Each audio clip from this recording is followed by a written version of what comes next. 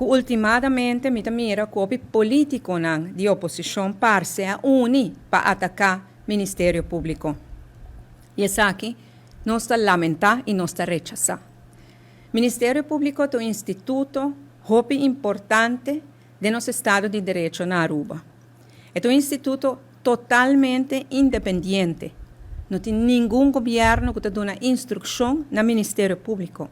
E nosso governo, seguro, não mete den e decisionan nem processo no Ministério Público está atender com ele. Se tem pessoas que têm dúvida, den essa aqui, tem um caminho para cá. Vou denunciar-nos, vou começar um caso, mas não atacar e criticar o Ministério Público e den essa aqui também. Minha serviço do Departamento de Recursos Humanos, que também está guardando atacar innecessariamente, injustamente, diz para tapar o próprio erro.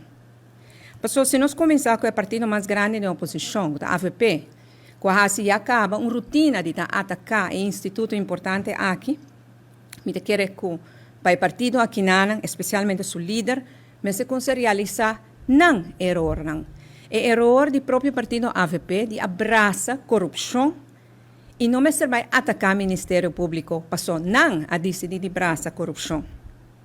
Mas costa conta para parlamentários Marisol Trump e Miguel Manzur, que recentemente se mandou uma carta pedindo ao presidente do parlamento para chamar-me imediatamente do parlamento para dar conta para sua militante do Ministério Público.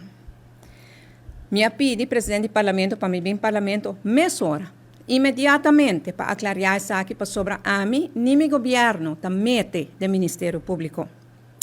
Lamentavelmente, nós compreendemos que um dinang não está nem na Aruba, está pedindo reunião para não está nem na Aruba, e outro que Marisol Trump nunca está na sala de parlamento, e não tinha durf de estar sentado na sala de parlamento, ora que a mim está no parlamento.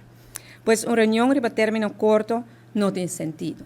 Pero ataque de político aqui e algum outro que está aspirando para vir político, não por alaga sem contestar e pensei me tem que contestar através de conferência de prensa.